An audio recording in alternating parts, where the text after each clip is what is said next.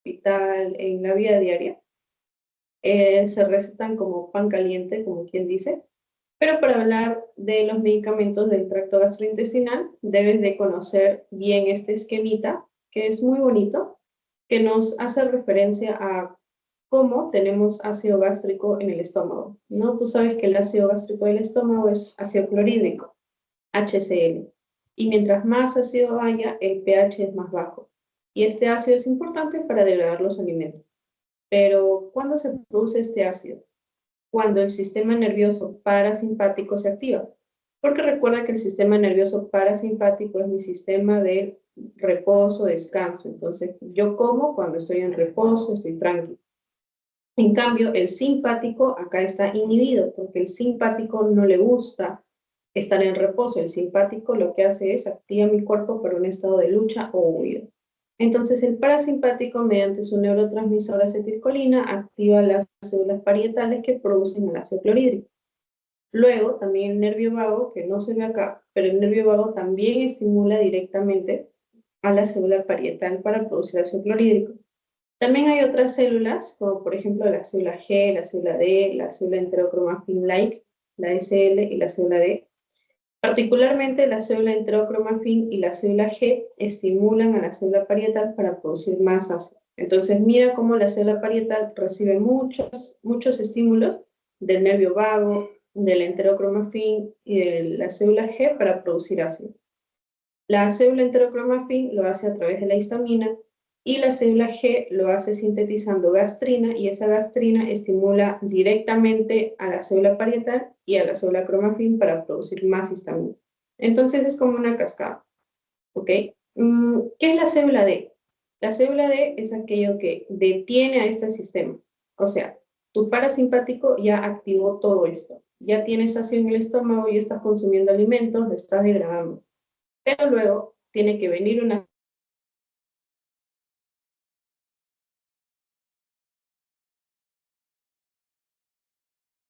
que inhibe a la célula G, que inhibe a la célula enterocromafin, que a su vez inhibe la secreción de la parietal. Entonces ya no va a haber secreción de la célula parietal, o sea, ya no va a haber ácido, ¿no? Por la célula D.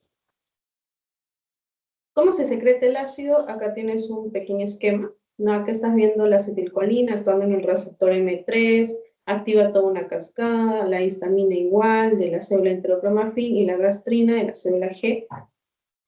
Todo esto activa cascadas, ¿no? Según los mensajeros, eso activa proteínas, y esas proteínas activan a una bomba, potasio, iones hidrogeniones, que lo que hace es ingresar potasio del ambiente del estómago y sacar iones hidrogeniones hacia el ambiente del estómago, o sea, ácido. La clase de medicamentos que vamos a ver el día de hoy se llaman antisecretores de ácido. Lo que hacen es actuar acá, en esta bomba. Le dicen a esta bomba que ya no funcione. Por lo tanto, ya no se secretan iones hidrogeniones al estómago y ya no hay ácido en el estómago. Y si ya no hay ácido en el estómago, pues ya no se pueden digerir bien, no solo alimentos, sino también medicamentos. Pero es bueno tener menos ácido en el estómago porque el ácido genera más lesión de estas mismas células. Estos son los inhibidores de la bomba de protones, ¿no? Esa bomba que hemos visto se llama bomba de protones. ¿Por qué bomba de protones? Porque los iones hidrogeniones con carga positiva son protones. ¿Cuál es el inhibidor de bomba de protón que más se usa? El omeprazol. Todos los que terminan en prazol, Daniela, son inhibidores de bomba de protones. El lansoprazol, el isomeprazol, el esomeprazol, todos esos. La diferencia es la vía de administración. El omeprazol lo puedes consumir en pastillitas, en cambio el esomeprazol es en ampollas, o sea, es endovenoso. Del medicamento, vamos a pasarnos esto de farmacodinámica que ya lo hemos visto, que es inhibir a la bomba. Y ahora vamos a pasar a cuándo se indica. ¿Cuándo se indica un inhibidor de bomba de protones? Cuando tengo mucho ácido en el estómago. Y cuando tengo mucho ácido en el estómago que me está generando lesión, en la enfermedad ulcerosa péptica, que es cuando yo tengo una lesión en el estómago, es como una heridita. Imagínate tener una heridita en la piel, ya, pero que esa heridita esté en tu estómago. Ahora, imagínate que esa herida, Daniela, de la piel, tú le echas limón o le echas alcohol. Arde, ¿sí o no? Ese ácido de limón que uno le echa a una herida arde. Igual, imagínate que dentro de tu estómago hay una llaga, una herida, y además tu estómago sigue produciendo ácido. ¿Qué va a hacer ese ácido en la herida? Generar dolor tipo ardor o tipo quemazón. Le hacen un estudio, ingresan a través de un endoscopio y ven que tiene efectivamente una úlcera. Entonces, ¿qué medicamento le vamos a dar? Un medicamento para disminuir ese ácido. Disminuye el ácido y la persona ya no va a tener mucho dolor. También se da este inhibidor de Gome-Proton cuando hay una infección por el Helicobacter pylori. ¿Por qué? Porque el Helicobacter pylori siempre, ¿ok? Bueno, siempre, la mayoría de los casos, va a terminar produciendo una úlcera. Entonces yo veo Helicobacter pylori y ya tengo que pensar, uy, no, este me va a provocar una úlcera. Mejor le doy un inhibidor de Gome-Proton para que este Helicobacter se vaya y no produzca lesión. También hay ocasiones en las cuales el estómago pasa el ácido hacia el esófago. Entonces el esófago no debería tener ácido, entonces eso arde, eso quema. Entonces en esta enfermedad por reflujo gastroesofágico, o sea, cuando el ácido del estómago sube al esófago, también se indica el inhibidor de Gome-Protones para que ya no haya ácido yéndose hacia el esófago y ya no me genere esa sensación molesta en el esófago. También hay un síndrome, un tumor en realidad, que es el tumor secretor de gastrina, que quiere decir que hay mucha gastrina produciéndose por las células G, que es un tumor de las células G. Imagínate no tener solo una célula G, sino tener cientos, miles. Si tengo miles de células G, voy a tener mucha más gastrina. Si tengo mucha más gastrina, voy a tener mucha más secreción de ácido. Entonces, ¿es bueno tener mucho ácido? No. Por lo tanto, ¿qué doy ahí? Un inhibidor de Gome-Proton, como puede ser omeprazol, esomeprazol. ¿Ya? ¿Cuál es la desventaja o los efectos adversos de usar inhibidores de Gome-Protones? Es que generan molestias urinarias, como diarrea, dolor abdominal, náuseas, cefaleas, insomnio. Y segundo, y lo más importante, es que como ya no hay ácido, o bueno, ya no hay mucho ácido en tu estómago, ya no puedes absorber bien algunos nutrientes, como por ejemplo el hierro, el magnesio, la vitamina B12, el calcio. Si yo no absorbo bien el hierro, eso me puede generar anemia. A la par que estoy absorbiendo menos vitamina B12 también, una anemia, ¿no?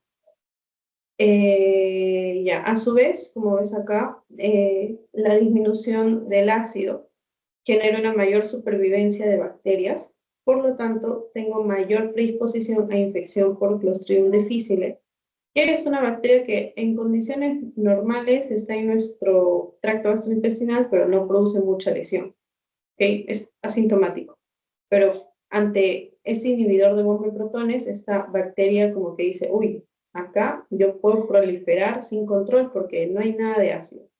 Entonces, este microorganismo se multiplica y produce molestias como diarrea principalmente. ¿Qué pasa si uso de manera prolongada un inhibidor de Gome-Protones? Voy a tener hiperplasia de las células G o hipergastrinemia. ¿Qué significa eso? Imagínate, Daniela, que la célula parietal está produciendo muy poco ácido. ¿Por qué? Porque el inhibidor de bomba actúa sobre la bomba inhibiéndola, entonces ya no hay ácido. Pero todo es una retroalimentación. La célula G va a ver que la célula parietal está produciendo nada de ácido. Entonces la célula G va a decir, uy, esto está mal.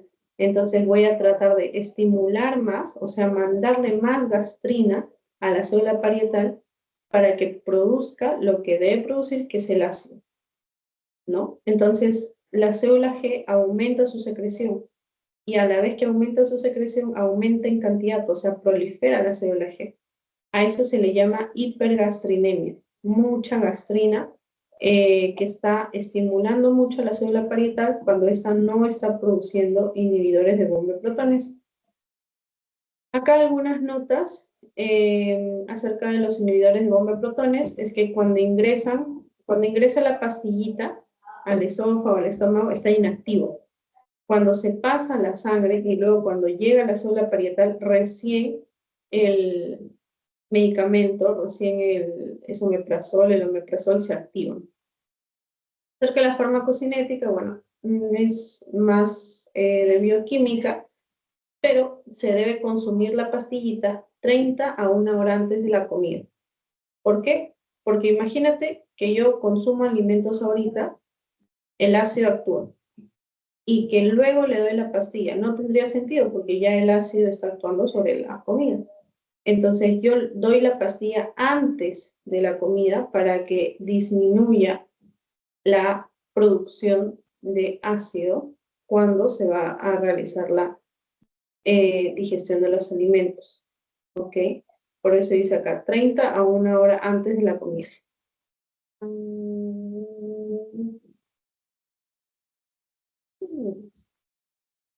Todo esto es lo que hemos visto. Todos estos son los efectos adversos que están en la diapositiva de la facultad, ¿no? El déficit no solo de magnesio, sino ya hemos visto que era de hierro, vitamina B12, calcio, mayor susceptibilidad a infección por clostridium difficile, interacción con clopidogrel, que es un anticonceptivo oral, fracturas, ¿por qué? Porque por la hipocalcemia, ¿no? No absorbo bien el calcio, menos calcio en mis huesos hace que mis huesitos sean más frágiles y que se fracturen, etcétera, etcétera. Estos son los mismos efectos, ¿no? Como hemos visto, disminuye el calcio, vitamina B12, hipergastrinemia, ya sabes por qué. Bien. Creo que nos alcanza, Dani, unos 10 minutos para abarcar un tipo más, o prefieres ya mejor verlo con tiempo en otra ocasión. Sí, sí, lo podemos ver. Sí, porque todavía hay tiempo. Ya, espera. En lugar de avanzar con otro medicamento, quiero resolver contigo preguntas, ¿ya? Ya, genial. De los inhibidores de bomba de protones, cosa que así vemos qué es lo que más preguntan en los exámenes y ya vas mejor preparado.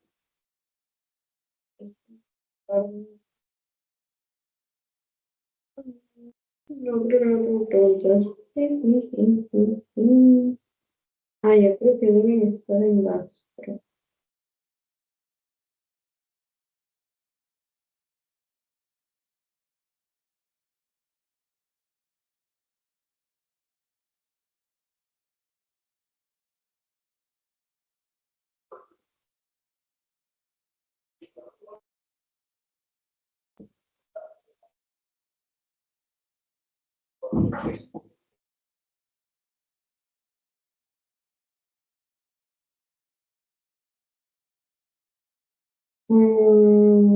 Ya vamos a ver acá.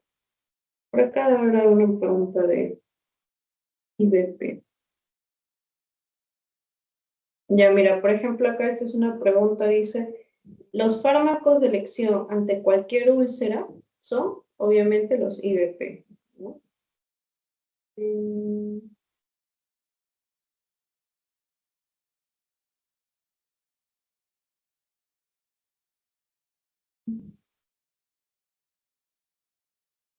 Mm, ya.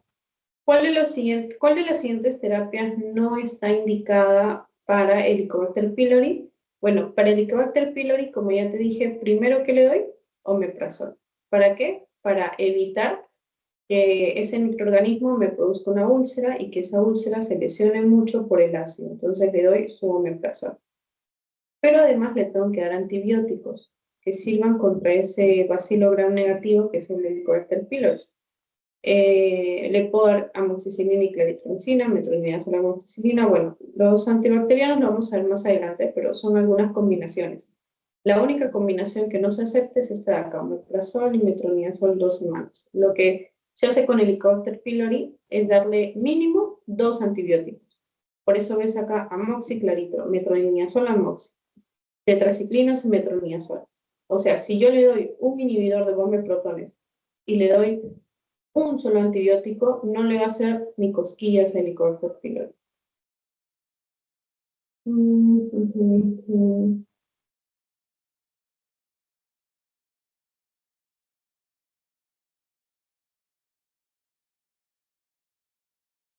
pregunta. Dime. O sea, lo que entendí sobre el omeprazol, ¿no? O sea, que es la bomba de protones, que al inhibirla, o sea, digamos, por un tiempo prolongado, de manera crónica, también hay una posibilidad que te genere más ácido, ¿verdad? Entonces también sería como un círculo como vicioso, algo así, de que te cura, pero también hay una posibilidad de que active más a la célula G. École, exactamente, exactamente. Y que a largo plazo, o sea, después de que una persona haya consumido muchos inhibidores de bomba de protones por muchos años, tenga el riesgo, tenga un porcentaje de riesgo, no es siempre, en medicina nada es como tajante, pero tiene un riesgo de que su célula G produzca más gastrina y eso le va a llevar a una hipergastrinemia que a la larga estimula las células parietales a producir más ácido. Por eso es que no se trata de consumir inhibidores de bomba de protones, de automedicarse inhibidores de bomba de protones, sino de usarlo cuando realmente se necesita. Por ejemplo, muchas personas dicen, ay, a veces esto, no sé, no, hoy día no voy a comer, hoy día voy a estar en ayunas. Ah, pero como estoy en ayunas, el ácido en mi estómago está ahí, me genera un poco de ardor. Ay, entonces voy a tomarme omeprazol de la farmacia para que no sienta el ardor. Eso está mal. Las únicas indicaciones que hay para consumir omeprazol son estas de acá. Son 5. Enfermedad por reflujo gastroesofágico, enfermedad ulcerosa péptica, o sea, una úlcera, Helicobacter pylori, gastrinoma, y me estoy olvidando de 1, 2, 3, 4, aquí está, y una hemorragia digestiva, o sea, que haya sangrado. Esto es una mala costumbre de la sociedad. No encuentro más preguntas, pero,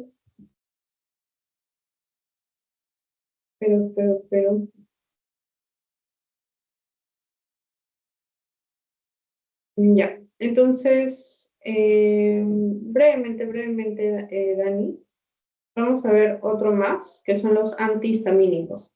¿No? ¿Te acuerdas que acá vimos que había unas células que secretaban histamina? ¿Te acuerdas cómo se llamaban?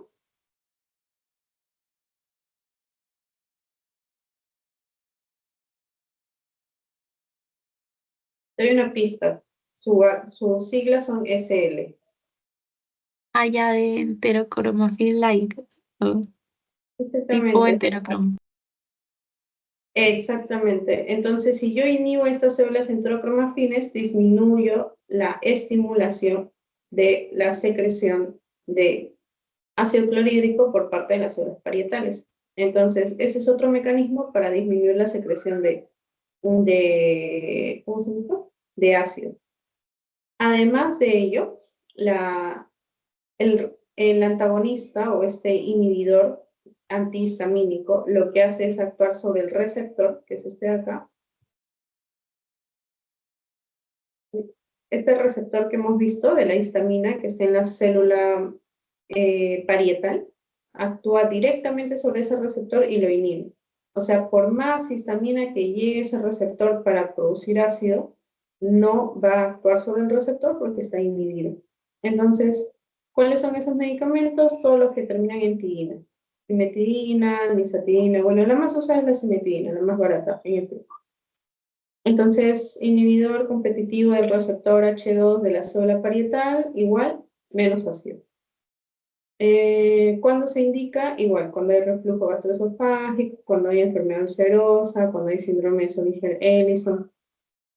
Los efectos adversos, dolor de cabeza, más común con famotidina. ¿Por qué? Porque tienen la capacidad de ingresar al sistema nervioso central, pero como ingresan al sistema nervioso central, producen síntomas como dolor de cabeza, confusión, agitación, alucinaciones.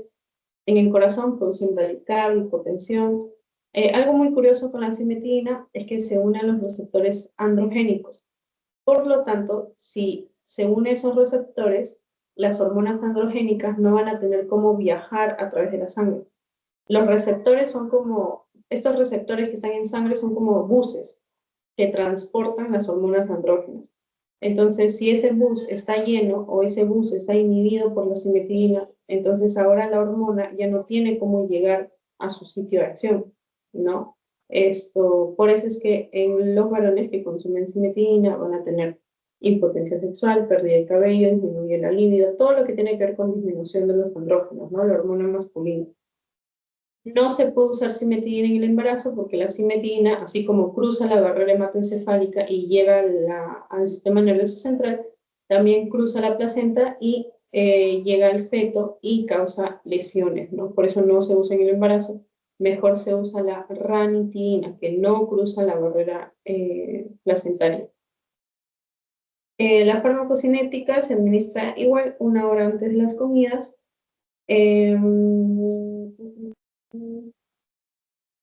Ya, esto de acá sí es importante. La simetrina y ranitidina van a alterar la función de mis riñones porque van a competir por la secreción tubular renal de la creatinina. La creatinina es un desecho, es como basurita que hay en la sangre. Entonces, toda basura la tengo que botar. Y mi cuerpo, toda basurita, lo elimina a través de la orina. Entonces, si la simetrina lo que hace es impedir que esa basurita se elimine, entonces esa basurita, esa creatinina se queda más en sangre, o sea, aumenta creatinina en sangre. Por lo tanto, eso genera lesión renal. ¿Por qué? Porque lesión renal quiere decir que el riñón no cumple su función de depurar, de barrer con todo lo dañino.